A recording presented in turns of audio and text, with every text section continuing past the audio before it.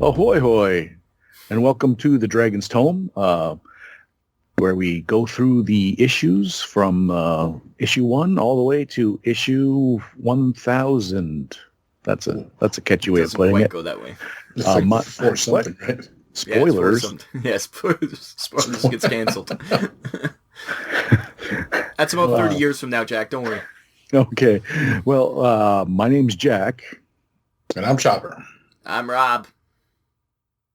And this is the Dragon's Tome, and we are doing September 1978.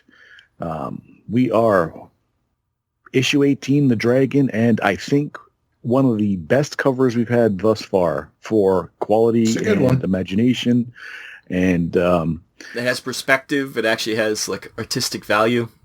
There's actual shading going on. It has the artists. And it's also a what's the word I'm looking for? It's a biome that we haven't seen yet on a cover.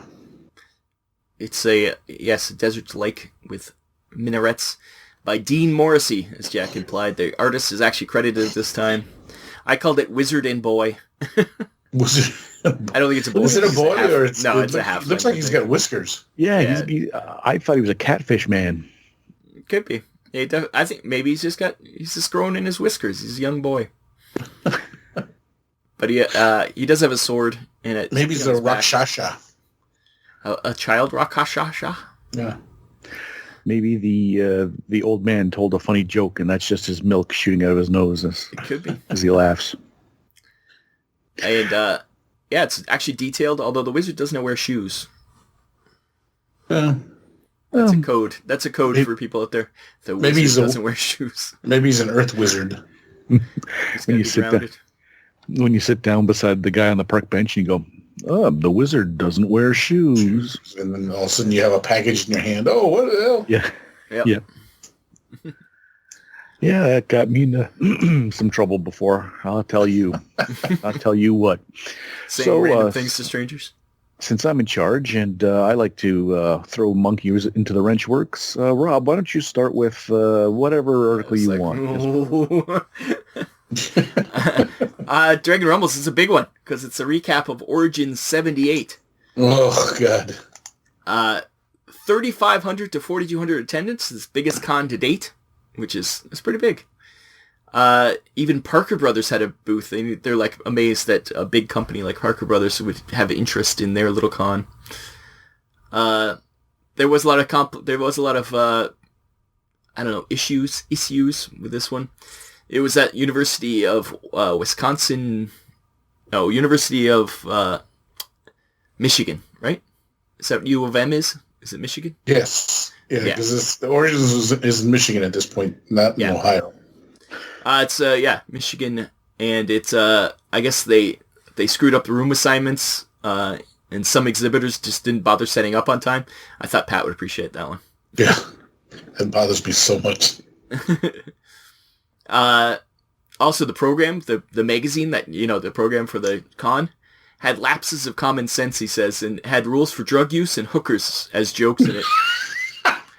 And he said that probably put off a lot of parents who are trying to bring their kids to these events. Also, there was a private party for exhibitors and con staff, which I wish they did now. And it turned into a drunken bacchanalia. And the editor, Timothy Kask here, had to leave because it was people just embarrassing themselves, I guess. We've been there. That sounds fun. Yeah, we've been there. When you have a good show, though, it's hard not to get that way. Yeah.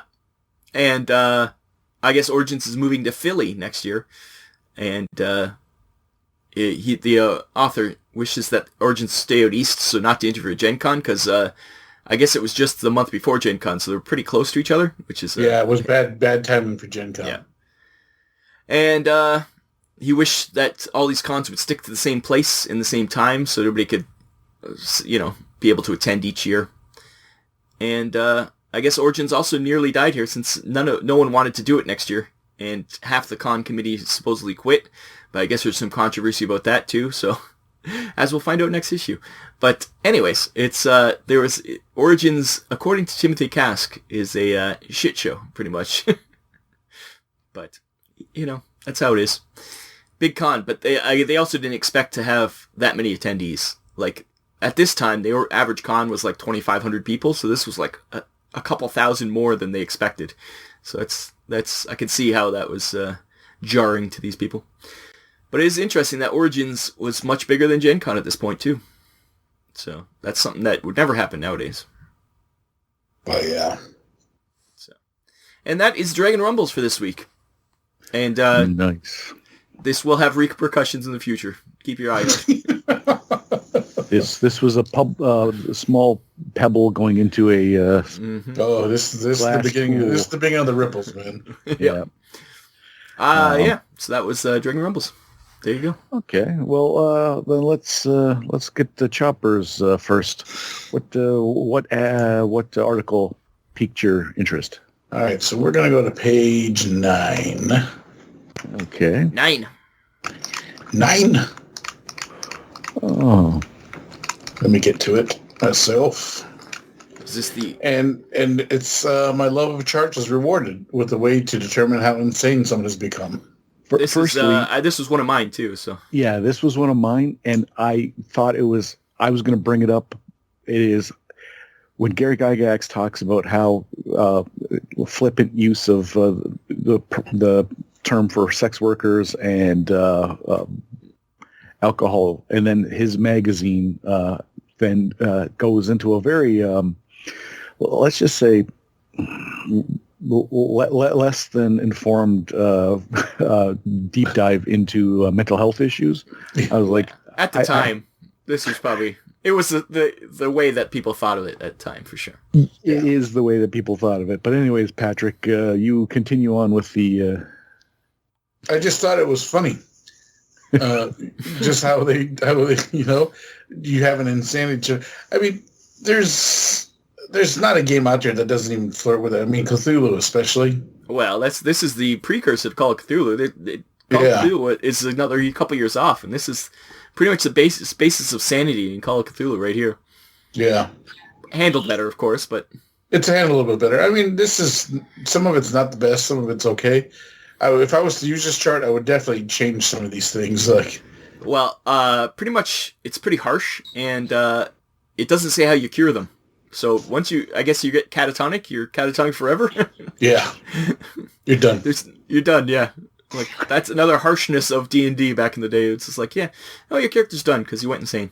Oh, okay. Would being catatonic for forever be any better or any worse than being perverse, or or being a schizoid, or having psychotic hatred of your own party, which that's a pain in the ass.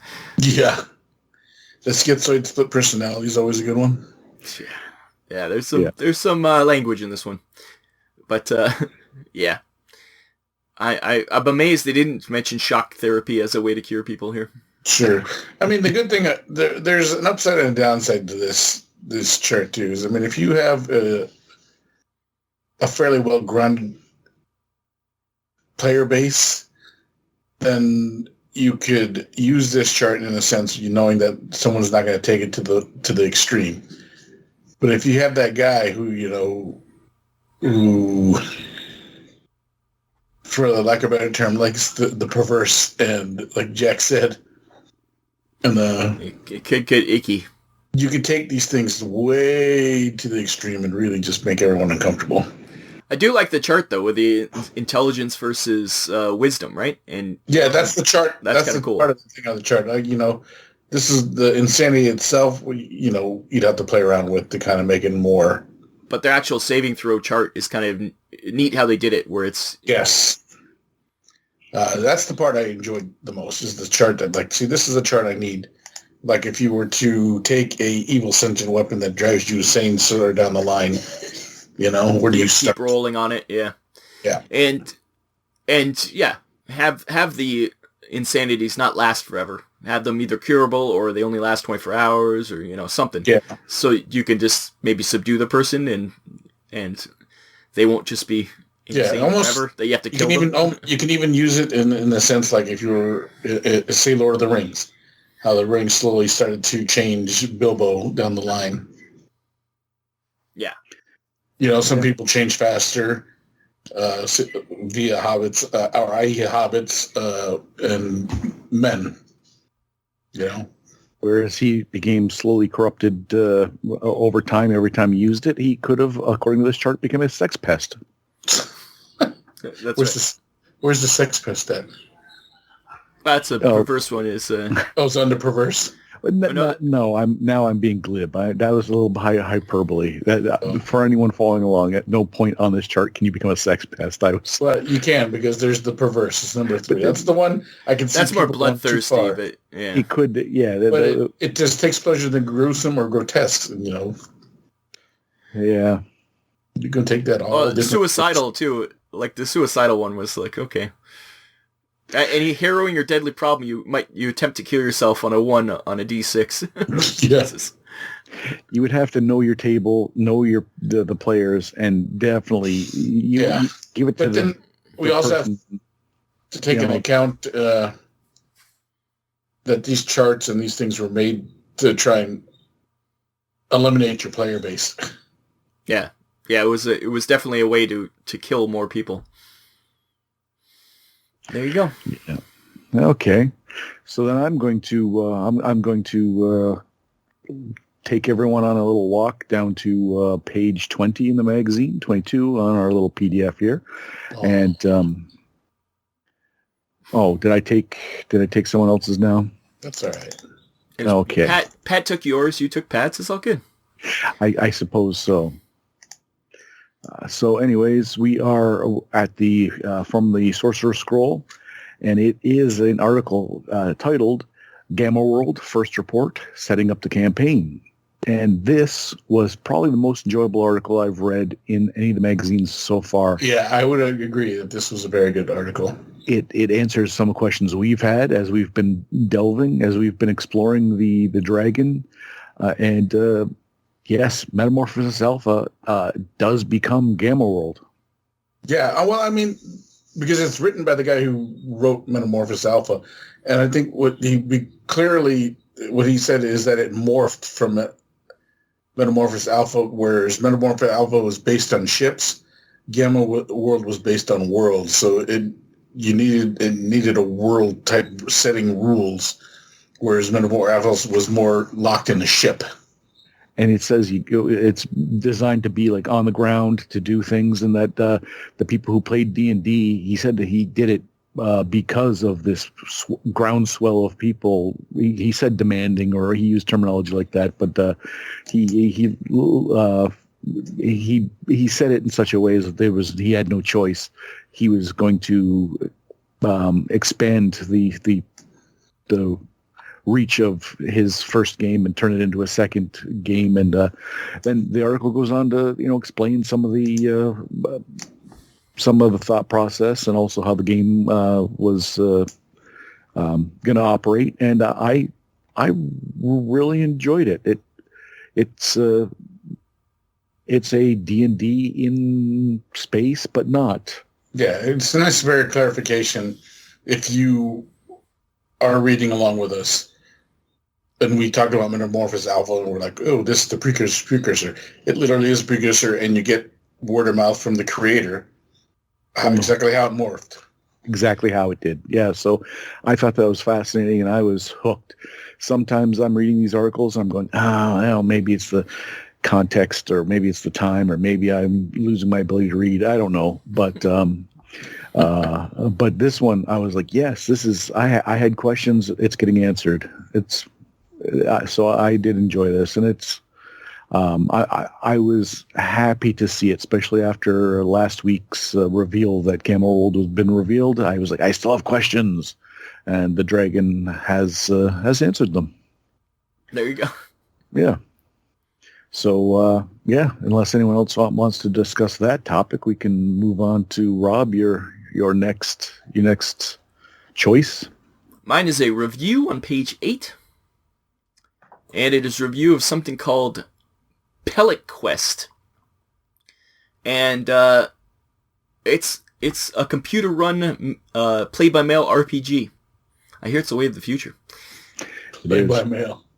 And it's, so there's no GM. It's all your choices that you fill out is a computer determines what happens amongst everybody. Oh, like a Scantron? You play via Scantron? I guess so. I actually didn't read this.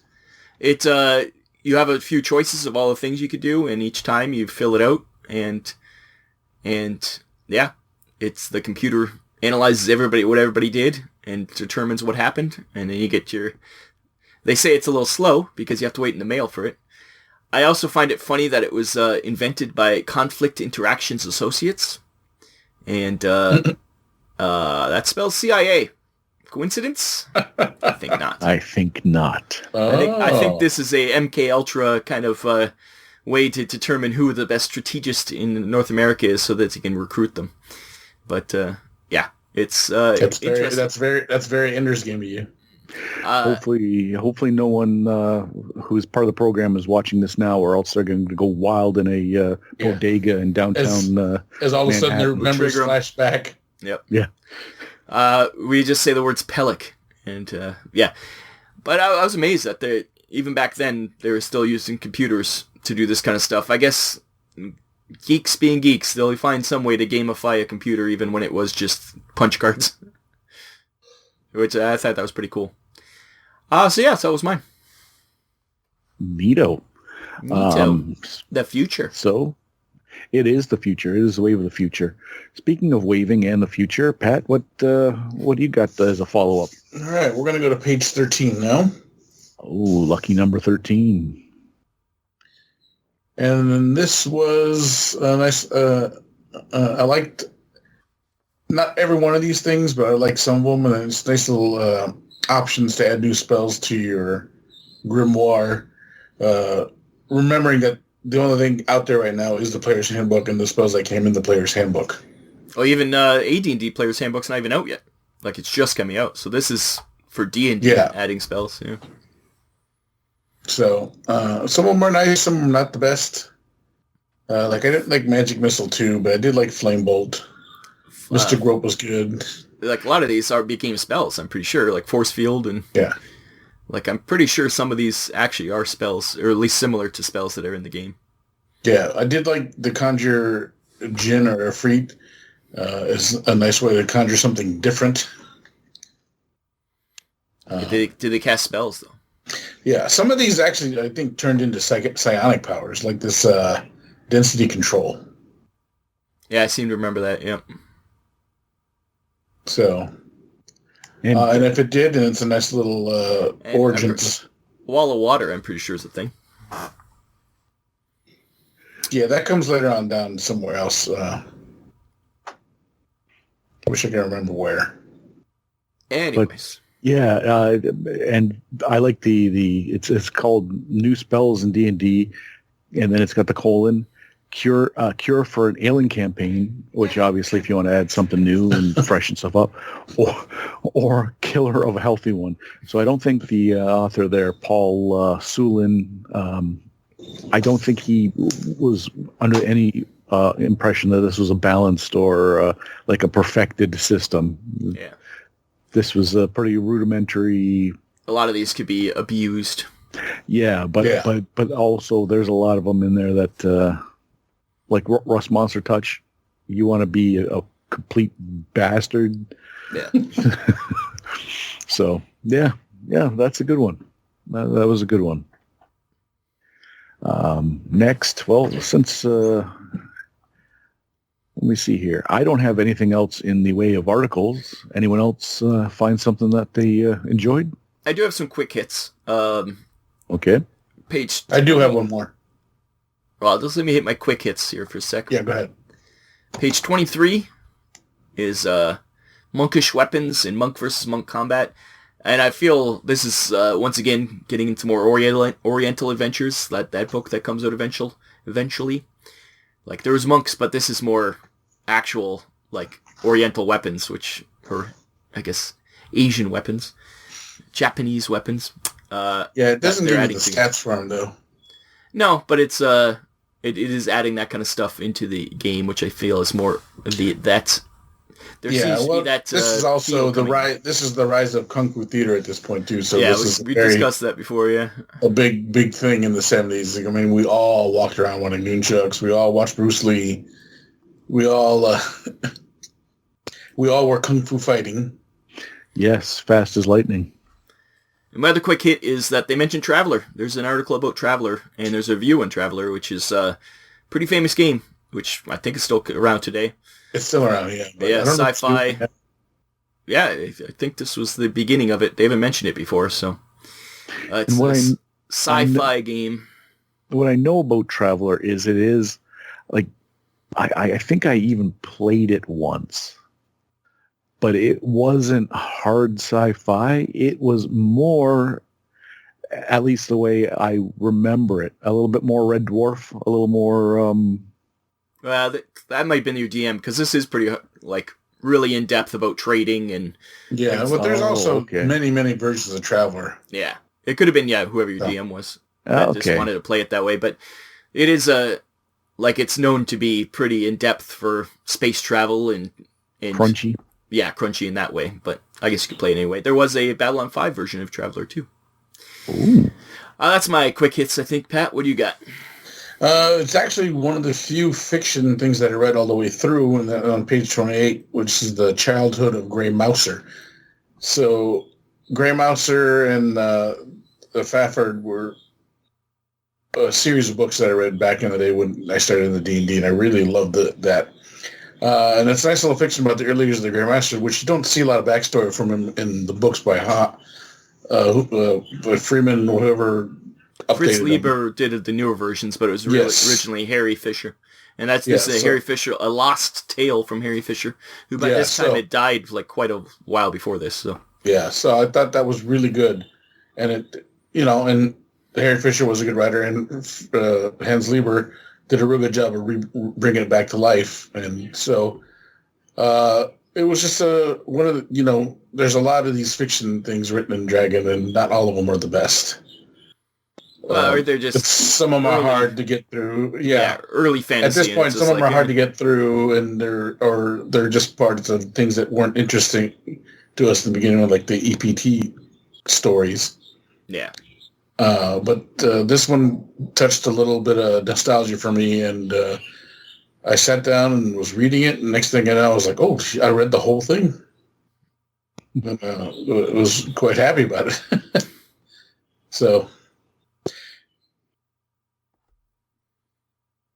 yeah, so that's that. Nice. Okay, so we can move on to the ads if anyone's got any. And I just want to thank everyone for not for just ignoring the snits. We're going to keep that. We're not going to make any mention of the snits. I was going to, but I was like, what's the point? I think Marvel's going to sue somebody. Disney. And yeah. Lucasfilm. But anyways, yeah. So for ads, Rob, was there one that you thought needed a little boost? No, I don't think this one didn't have anything special. I don't think that I saw. For personally, I was slightly intrigued by this Imperium. It's a Games Designer Workshop. That's was a game company out of Illinois for a while. Imperium is Traveller, but it's a board game version of Traveller. Yeah. What page is that? I don't remember what page it's on. Oh, there it is. 22. I found it. Yeah, it's it is like the space combat kind of game for Traveller. Just kind of reading through this a little bit, it's kind of piqued my interest a little bit. So, and then this will become a little more relevant as we get into the further issues. Imperium. Oh. Okay. Yeah. Well, then I will go on to my last ad, and it's becoming a meme at this point that we will go to the centerfold again, and we are going to see. This one's better. It's going to be the fantasy. It's an article. Last week we determined that I can do it for either or. Oh.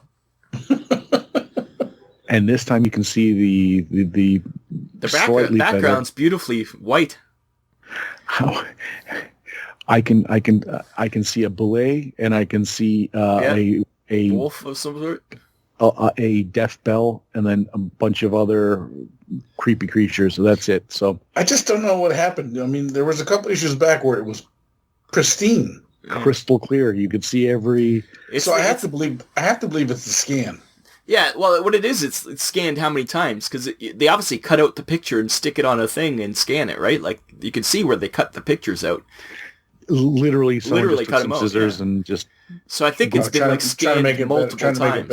Yeah, okay. No, I think that's just the way they laid out the magazine, and it's been so each item has been scanned so many times that it just becomes black. Some of them are just literally an outline. You're like, I think that's a zebra. Since we're talking, if you go to the ad down, just one below it on page 18, this is a horrible scan of that. Yeah, it's just black. Like I see what could be a Buck Rogers ship. Yeah, it's Space Squadrons. This is Grenadier Models miniatures also. So it might be what they're providing too. It might be what these companies provide them for pictures of their miniatures, and they're like, "This is what we got: garbage in, garbage out." Right? So, yeah. Garbage is a nice word for what looks like at the bottom right-hand corner. If anyone has this issue, take a picture of it with your phone. Don't scan it, and post it on our Facebook page so we can see if it's really this bad. Yeah. We'll see if it... I think it is this bad. You know what we should do is we should take a pilgrimage to the Dungeon Museum and see if they have them on for view. And be like, can I put some white gloves on and flip to the Fantasy Forge and look at it? On issue 18, please. Issue 18. Go to your periodicals section. I need to do a little research. And then you see that. Mentioning periodicals, when you see like old microfiches of newspapers, it kind of looks like this, where the scan was not. Imagine. Yeah. Well, this isn't scanned. This is Xeroxed back in the day of whatever it is, right? Like, however they printed things back then, you know. It would have been like halftones are horrifyingly bad when you photocopy them, but we're going in the 70s. It would have been a like you said, a Xerox or what's it called? You'd get one in class and you'd. What was that called? Yeah, like the carbon paper kind of stuff, or is this? Yeah, you could copy stuff.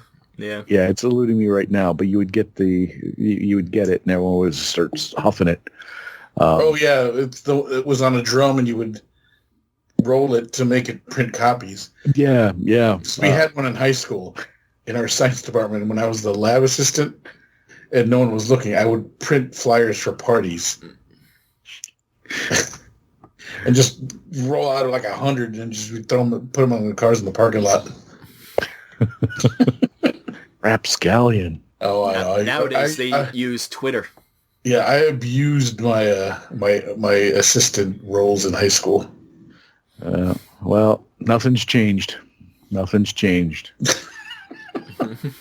Okay, well, before I drive myself crazy trying to think of the name of that, then I think we should wrap this bad boy up. Good article. I think not one of the best, not one of the worst. I enjoyed it. Brought a lot to the table.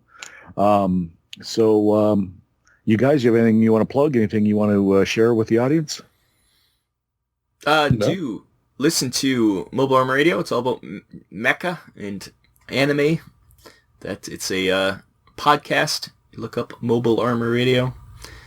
And a certain couple of guys from this podcast are on that one. So it's true. Couple of guys. Don't let that sway you. Yeah, don't hold that against us. Because, anyways, yep, that's about it. Chopper, you got something you want to shill before we go? Sure, you can listen to another podcast if you're a big fan of Dead Zone. You can listen to two podcasts.